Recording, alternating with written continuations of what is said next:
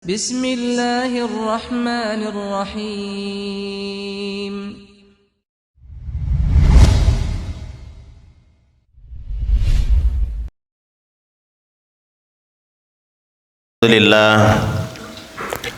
Alhamdulillahi wa kafa wassalatu wassalamu ala rasulillahil mustafa wa ala alihi wa sahbihi ahli sidqi wal wafa ma ba'du.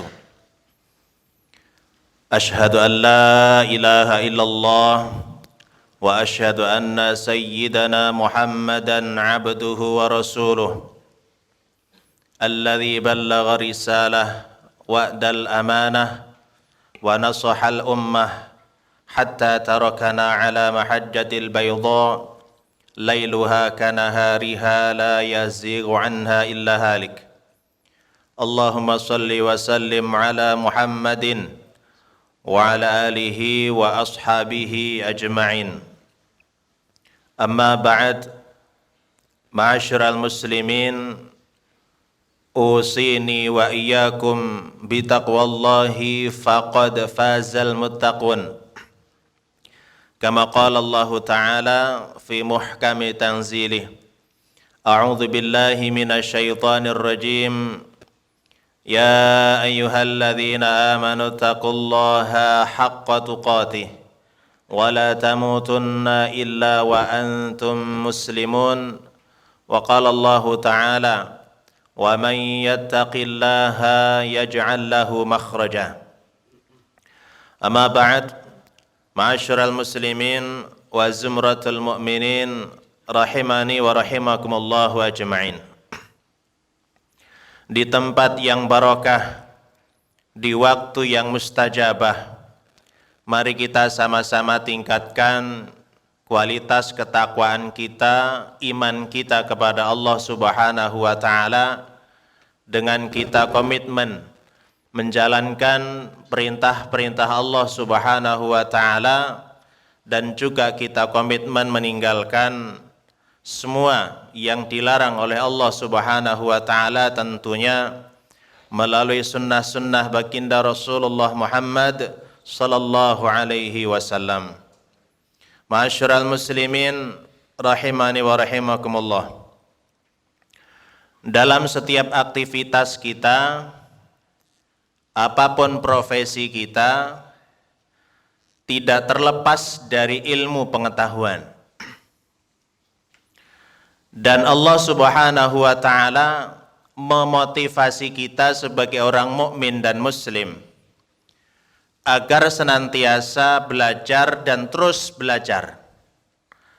Bahkan Allah Subhanahu wa Ta'ala menurunkan ayat yang pertama kali kepada Rasulullah Muhammad sallallahu alaihi wasallam adalah perintah untuk membaca. Yang mana membaca artinya sarana wasilah untuk belajar.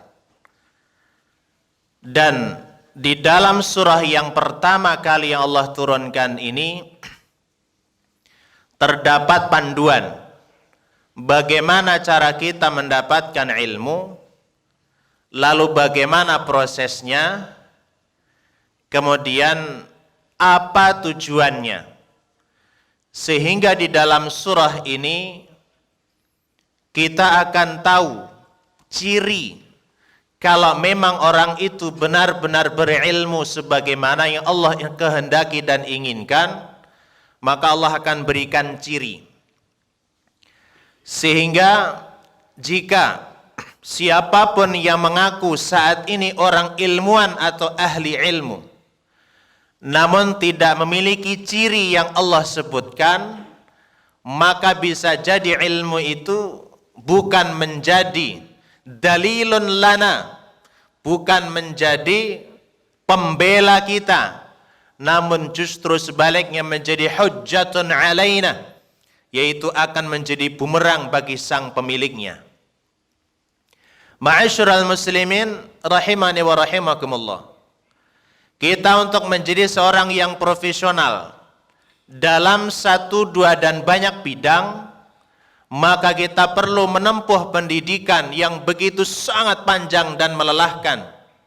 mengorbankan waktu, tenaga, harta yang sekian puluh tahun kita habiskan untuk menjadi diri kita seorang yang profesional dalam satu, dua, atau banyak bidang.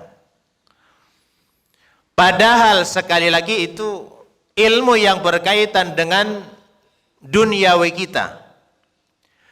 Pertanyaannya, bagaimana dengan ilmu yang berkaitan dengan ukhrawi kita?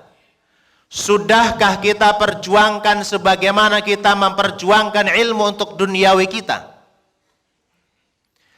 Toh sehebat apapun kita saat ini, sesukses apapun duniawi kita, pada akhirnya kita akan tinggalkan, berbujur kaku di liang lahat, yang kita akan tinggalkan semuanya kecuali amal ibadah kita.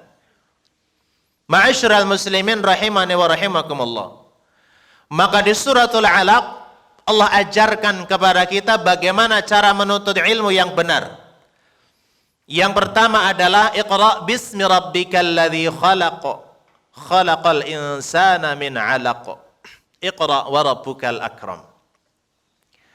Hal yang pertama kali Allah ingatkan sebelum kita mendapatkan ilmu, maka harus diluruskan niatnya terlebih dahulu.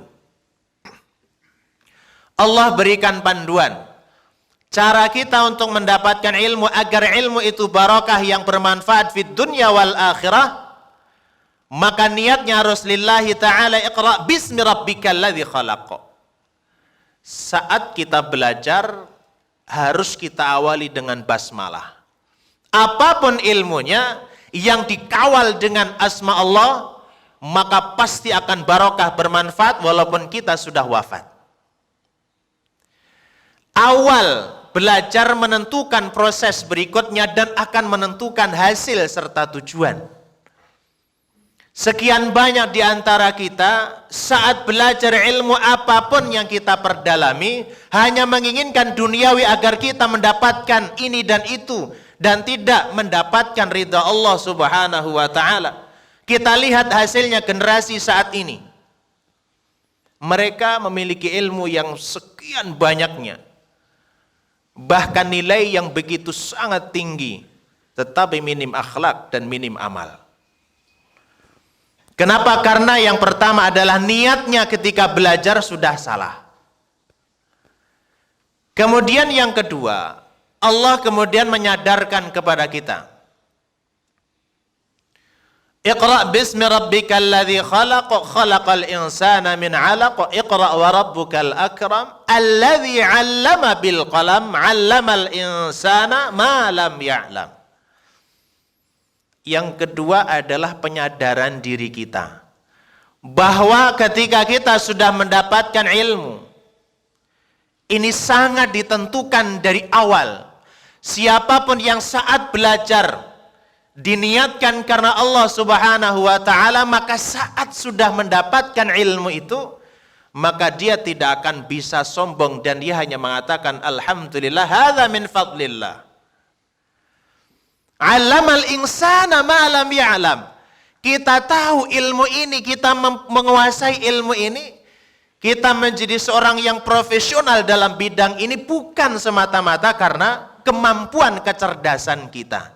Itu semata-mata karena karunia Allah yang Allah titipkan kepada kita. 'Allamal insana ma lam ya'lam. Pada hakikatnya kita tidak memiliki kemampuan apapun. Lalu Allah berikan kemampuan. Allah titipkan ilmu kepada kita.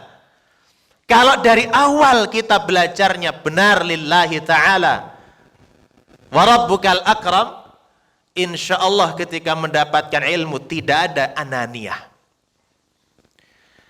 Namun jika awal belajar karena kesombongan dirinya, karena cerdas pintar, maka saat sudah mendapatkan ilmu, yang akan muncul dalam lisan dan benaknya adalah ana khairun minhum. Saya adalah orang terbaik dari siapapun dan saya bisa seperti ini karena saya mampu.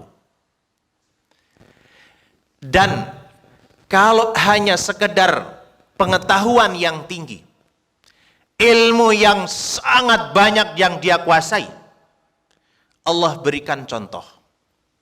Maka di ayat yang ke-8 hingga ayat ke-18 di surah Al-Alaq, Allah menyuguhkan kepada kita seorang yang sangat super cerdas, bahkan sebagai pemimpin Quraisy saat itu. Namanya Amr bin Hisham, yang diberikan gelar Abul Hakam. Bapaknya orang-orang cerdas, bapaknya orang-orang yang ahli dalam memutuskan sebuah perkara. Sesulit apapun masalah masyarakat, jika ditangani oleh dia, maka pasti selesai. Abul Hakam. Namun karena ilmu yang sekian banyak itu tidak menjadikan dirinya dekat dengan Allah, maka dijuluki dengan Abu Jahal. Dan Allah katakan, kalla la illam yantahi lanasfa'an bin nasiyah, nasiyatin kadhibatin khati'ah, falyad'u nadiyah, sanad'u zabaniyah. Kata Allah, kalau kamu wahai Abu Jahal tidak menghentikan halauan, rintangan, permusuhan terhadap Islam ini kepada Rasul sallallahu alaihi wasallam khususnya dan para sahabat, maka kamu akan saya cabut dari upun-upunmu. Nasiyatin kadzibatin khati'ah, upun-upun yang penuh dengan kedustaan dan kesalahan. Dan Allah janjikan nanti di akhirat Allah akan seret ke neraka dengan dosa-dosanya dan dengan ilmunya. Maka Allah Subhanahu wa ta'ala memberikan ciri khas bagi mereka yang benar-benar berilmu. Ayat yang ke-19 itu adalah ciri kalau memang orang tersebut berilmu, ada 3. Yang pertama, la tuti'hu. Kalla la tuti'hu. Jangan sekali-kali kalian jika sudah berilmu kemudian mentaati hal-hal perintah dan larangan yang bertentangan dengan perintah dan larangan Allah Subhanahu wa ta'ala. Kita hanya boleh taat kepada Allah. Kalaupun kita harus taat kepada selain Allah, pastikan ketaatan itu tidak berseberangan dengan konsep Allah dan Rasulnya. Jika ada orang yang ngaku berilmu, namun dia masih menjadi seorang yang mengikuti semua keinginan walaupun itu berbuat dosa, maka belum dikategorikan orang berilmu. Ciri yang kedua, ciri orang yang berilmu adalah wasjud. Semakin banyak ilmu, harusnya semakin banyak sujud. Baik secara kualitas dan juga kuantitas. Jika ada orang yang sudah menempuh pendidikan S1, S2, S3 sampai profesor, harusnya menurut konsep Qur'ani, maka semakin dia banyak sujudnya, semakin berkualitas sujudnya. Jika ada orang yang berilmu, namun sujudnya semakin tidak berkualitas, bahkan sholatnya tergolong malas, berarti ilmunya ada yang bermasalah. Dan ciri yang ketiga adalah waqo' tarib. Ciri khas orang berilmu adalah dia semakin dekat dengan Allah Subhanahu wa ta'ala. Semakin tinggi ilmunya, semakin menyesuaikan segala hal aktivitasnya dengan hukum Allah. Semakin tinggi ilmunya, semakin tahu halal haram. Karena itu adalah sarana dekat dengan Allah Subhanahu wa ta'ala.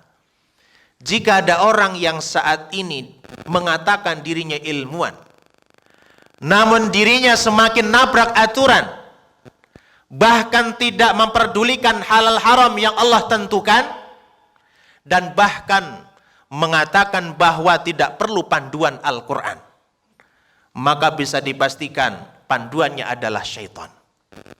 Wa may ya'shu 'an dzikrir rahmani nuqayyid lahu syaitanan fa innahu lahu qarin.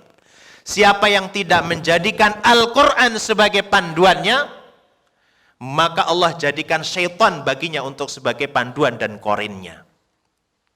Ma'asyiral muslimin rahimani wa rahimakumullah. Surah ini sebetulnya adalah introspeksi bagi kita yang sudah berilmu. Dan juga bagi kita yang ingin memperbaiki diri dengan ilmu. Bagi kita yang sudah memiliki ilmu, ilmu apapun yang Allah titipkan kepada kita, jadikan sarana wasilah untuk wasjud waqtarib. Apapun profesi kita, itu akan menjadi abadi barokah yang menjadi amal jariah kalau memang kita kawal dengan nama Allah Subhanahu wa taala. Tidak ada kata terlambat bagi kita yang sudah berilmu, tinggal kita kawal ilmu kita dengan ilmu-ilmu Al-Qur'an dan sunnah Rasulullah Muhammad sallallahu alaihi wasallam. Karena dengan profesi, dengan ilmu yang sudah Allah berikan, maka itu menjadi wasilah sarana kebaikan dunia dan akhirat kita. Semoga Allah Subhanahu wa taala memberikan hidayah, taufik dan petunjuk kepada kita sehingga mampu mengemban amanah ilmu yang Allah berikan, yang Allah titipkan kepada kita, sehingga kita bisa amanah terhadap ilmu sehingga membawa kebaikan fid din wad dunya wal akhirah. Amin ya rabbal alamin. Barakallahu li wa lakum fil Qur'anil azim wa nafa'ani wa iyyakum bima fihi minal ayati wa dzikril hakim. Aqulu qawli hadza wa astaghfirullahal azim li wa lakum wa lisairil muslimina wal muslimat fastaghfiruh innahu huwal ghafurur rahim.